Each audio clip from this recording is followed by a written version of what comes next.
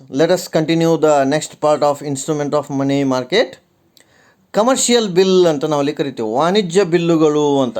Commercial bill is a self liquidating instrument ಅಂತ ನಾವಲ್ಲಿ ಬರಿಬೋದು. Commercial bill is a self liquidating instrument ಅಂತ. ಸ್ವಯಂಕೃತವಾಗಿ close ಮಾಡಬಹುದಾದಂಥ ಅಥವಾ ವ್ಯವಹಾರ ಮುಗಿಸಬಹುದಾದಂಥ ಒಂದು ಸಲಕರಣೆ ಅಂತ ನಾವಲ್ಲಿ ಕರಿತೀವಿ. And it is a low risk oriented instrument. ಕಡಿಮೆ ಅಪಾಯವನ್ನು ಒಳಗೊಂಡಿರತಕ್ಕಂಥ ಸಲಕರಣೆ ಅಂತ ನಾವಲ್ಲಿ ಹೇಳ್ಬೋದು.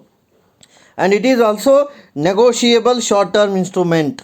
ವರ್ಗಾವಣೆ ಮಾಡಬಹುದಾದ ಕಡಿಮೆ ಅವಧಿಗೆ ಸಂಬಂಧಪಟ್ಟಿರತಕ್ಕಂತಹ ಸಲಕರಣೆ ಅಂತ ನಾವಲ್ಲಿ ಹೇಳ್ಬೋದು. And it is very much useful for credit sales ಅಂತ. Commercial bill is very much useful for credit sales ಅಂತ.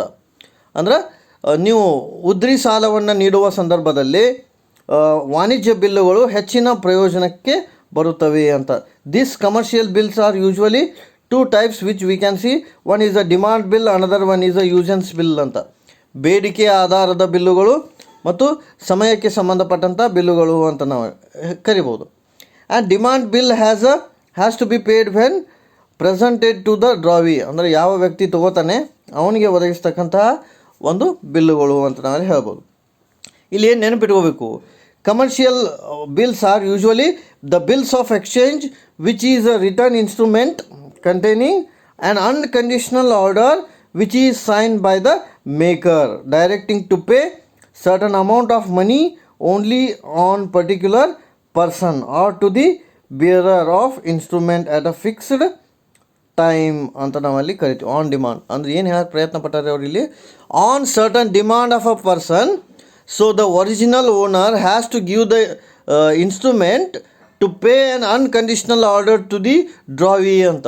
ಅಂದರೆ ಏನು ಹೇಳಕ್ಕೆ ಪ್ರಯತ್ನ ಪಟ್ಟಾರೆ ಅವರು, ಯಾವ ವ್ಯಕ್ತಿಗೆ ನಾವು ಹಣವನ್ನು ಕೊಡಬೇಕು ಅಂತ ಇಚ್ಛಿಸುತ್ತೀವಿ ಆ ವ್ಯಕ್ತಿಯ ಹೆಸರಿನಲ್ಲಿ ಅದನ್ನ ಆರ್ಡರ್ ಮಾಡಿರ್ತೀವಿ, ಅನ್ಕಂಡೀಷ್ನಲ್ ಇರುತ್ತೆ. ಸೊ ಅವ್ರಿಗೆ ಅದು ಟ್ರಾನ್ಸ್ಫರ್ ಆಗಬೇಕು ಅಂತ ನಾವಲ್ಲಿ ಇಚ್ಛೆ ಪಟ್ಟಿರ್ತೀವಿ. ಅದರ ಮುಖಾಂತರ ಹೊರಡಿಸ್ತಕ್ಕಂತಹ ಡಾಕ್ಯುಮೆಂಟ್ಗೆ ಅಥವಾ ಇನ್ಸ್ಟ್ರೂಮೆಂಟ್ಗೆ ನಾವೇನಂತ ಕರಿತೀವಿ, ಬಿಲ್ಸ್ ಆಫ್ ಎಕ್ಸ್ಚೇಂಜ್ ಅಂತ ನಾವಲ್ಲಿ ಕರಿತೀವಿ.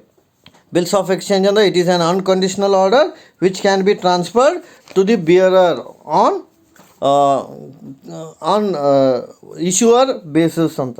ಸೊ ಇಲ್ಲಿ ಏನೇನು ನೆನಪಿಟ್ಕೋಬೇಕು ಸರ್, ಸಿಂಪಲ್ ಥಿಂಗ್.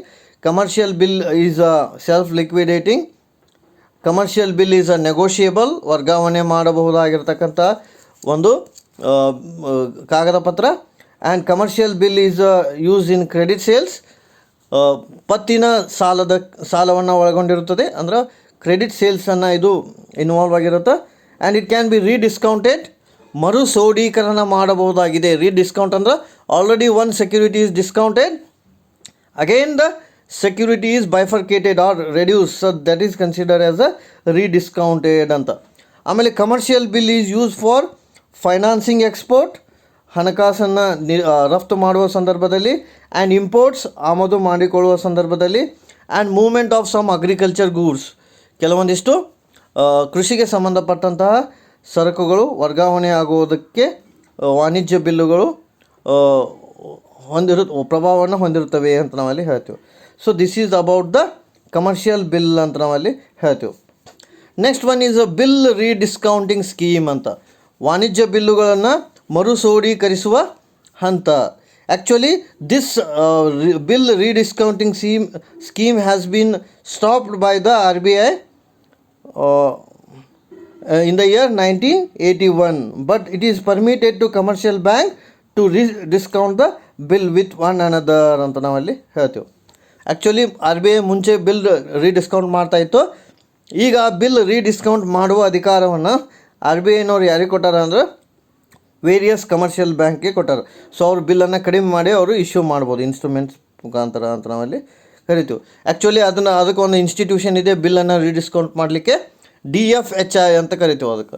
ಸೊ ಬಿಲ್ಲನ್ನು ರೀಡಿಸ್ಕೌಂಟ್ ಮಾಡ್ತಕ್ಕಂಥ ಅಧಿಕಾರ ಯಾರಿಗಿದ್ದೀರಿ, DFHI, discount finance house of India ಅಂತ. ನಿಮ್ಮ ಒರಿಜಿನಲ್ ಬಿಲ್ಲನ್ನು ಡಿಸ್ಕೌಂಟ್ ಮಾಡಿ ಅವರು ಇಶ್ಯೂ ಮಾಡ್ತಾರೆ. Next instrument of money market is inter corporate deposit ಅಂತ. ಕಂಪ್ನಿ ವಲಯದ ಆಂತರಿಕ ಠೇವಣಿಗಳು ಅಂತ ಕರಿತೀವಿ ನಾವು, ಇಂಟರ್ ಕಾರ್ಪೊರೇಟ್ ಡೆಪಾಸಿಟ್ಸ್ ಅಂತ. Here what is the inter corporate deposits? It is nothing but companies having P1 plus credit rating can borrow the short term fund from other companies through intercorporate deposits ಅಂತ. ಅಂದರೆ ಇಲ್ಲಿ ಏನು ಹೇಳಕ್ಕೆ ಪ್ರಯತ್ನ ಪಟ್ಟಾರಂದ್ರೆ one company can make the deposits in another company through the intercorporate deposit. ಅಂದರೆ ಒಂದು company ವಲಯದಿಂದ ಇನ್ನೊಂದು ಕಂಪ್ನಿ ವಲಯದಲ್ಲಿ ಆರ್ಥಿಕವಾಗಿ ಅಥವಾ ಹಣಕಾಸಿನ ರೂಪದಲ್ಲಿ ನಾವು ಲೋನನ್ನು ತೊಗೋಬೋದು ಅಥವಾ ಇನ್ವೆಸ್ಟ್ಮೆಂಟ್ ಮಾಡ್ಬೋದು ಅಂತ. It is nothing but the loan extended by one corporate to another corporate. Simple ಆಗಿ ನೆನ್ಪಿಟ್ಕೋರಿ, it is a loan or instrument or benefit given by the one companies to another companies. So ಒಂದು ಕಂಪ್ನಿಯಿಂದ ಇನ್ನೊಂದು ಕಂಪ್ನಿಗೆ ಸಾಲದ ರೂಪದಲ್ಲಿ ಹಣವನ್ನು ನೀಡಿದಾಗ ಅದಕ್ಕೆ ನಾವೇನಂತ ಕರಿತೀವಿ, ಇಂಟರ್ ಕಾರ್ಪೊರೇಟ್ ಡೆಪಾಸಿಟ್, ಆಂತರಿಕ ಕಂಪ್ನಿಯ ಠೇವಣಿ ಅಂತ ನಾವಲ್ಲಿ ಕರಿತೀವಿ. So inter corporate deposit is nothing but one companies deposited their money in another company. ಇಷ್ಟು ಬರೆದ್ರೆ ಸಾಕು. ಒಂದು ಕಂಪ್ನಿಯು ತನ್ನ ಹಣವನ್ನು ಬೇರೊಂದು ಕಂಪ್ನಿಯಲ್ಲಿ ಹೂಡಿಕೆ ಮಾಡಿದಾಗ ಅದಕ್ಕೆ ಏನಂತ ಕರೆಸ್ಕೊಳ್ತಾರೆ, ಅದು ಆಂತರಿಕ ಠೇವಣಿ ಅಂತ ಕರೆಸ್ಕೊಳ್ತಾರೆ. ನೆಕ್ಸ್ಟ್ ಪಾಯಿಂಟ್ ಏನು ಅಂದ್ರೆ ಇನ್ಸ್ಟ್ರೂಮೆಂಟ್ಸ್ ಆಫ್ ಮನಿ ಮಾರ್ಕೆಟ್ ಒಳಗೆ ರೆಪೋ ಆ್ಯಂಡ್ ರಿವರ್ಸ್ ರೆಪೋ ಅಂತ. ರೆಪೋ ಅಂದರೆ ರೀಪರ್ಚೇಜ್ ಆ್ಯಂಡ್ ರಿವರ್ಸ್ ರೀಪರ್ಚೇಜ್ ಅಂತ. ಕೊಳ್ಳುವಿಕೆ ಮತ್ತು ಮರುಕೊಳ್ಳುವಿಕೆ ಅಂತ ನಾವಲ್ಲಿ ಕರಿತೀವಿ. ರೀಪರ್ಚೇಜ್ ಆ್ಯಂಡ್ ರಿವರ್ಸ್ ರೀಪರ್ಚೇಜ್ ಅಂತ. What is a repo? Repo is a short for repurchase agreement. ಮರುಕೊಂಡುಕೊಳ್ಳುವ ಒಪ್ಪಂದವನ್ನು ಒಳಗೊಂಡಿದ್ದರೆ ಅದಕ್ಕೆ ರೆಪೋ ಅಂತ ಕರಿತೀವಿ ನಾವು. Repo refers to the transaction in which a particular acquire the fund immediately by transaction in which the participant acquire the fund immediately. I will repeat once again.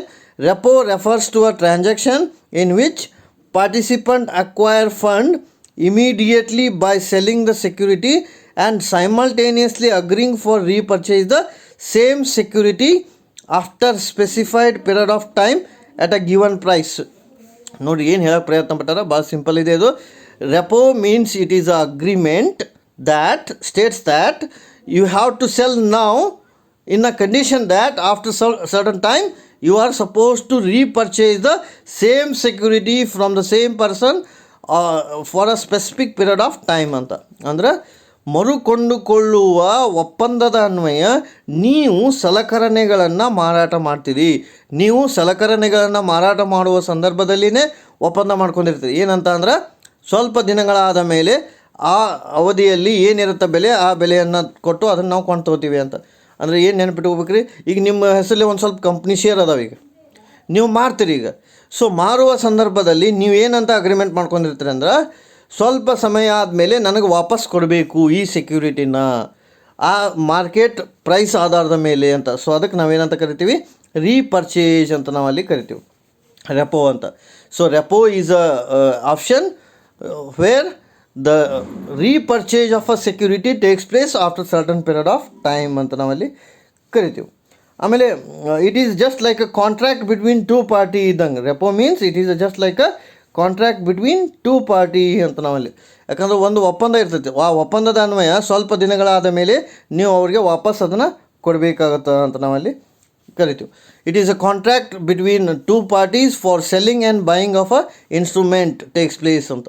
So buying and selling of instrument ಆಯಿತು ಅಂದ್ರೆ fixed maturity ಪೀರಿಯಡ್ಗೆ ಅದಕ್ಕೆ ನಾವೇನಂತ ಕರಿತೀವಿ, repo ಅಂತ ನಾವಲ್ಲಿ ಕರಿತೀವಿ. So simple ವರ್ಡ್ನ ನೆನಪಿಟ್ಕೊರಿ, repo is a repurchase of a security making the agreement that one is suppose to sell under one is suppose to buy after certain period of time.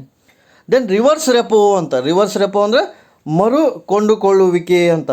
Reverse repo is nothing but once the security is sold it is never repurchase. So that is called as a reverse repo ಅಂತ ನಾವಲ್ಲಿ ಕರಿತೀವಿ. So reverse repo is nothing but you are not suppose to repurchase the same security ಅಂತ. ನೀವು ಸೆಕ್ಯೂರಿಟಿನ ಮರಳಿ ಕೊಂಡುಕೊಳ್ಳಲು ಸಾಧ್ಯ ಆಗೋದಿಲ್ಲ. So ಅದಕ್ಕೆ ನಾವೇನಂತ ಕರಿತೀವಿ, ರಿವರ್ಸ್ ರೆಪೋ ಅಂತ ನಾವಲ್ಲಿ ಕರಿತೀವಿ. So these are also money market instrument. Remaining money market instrument I can explain next video.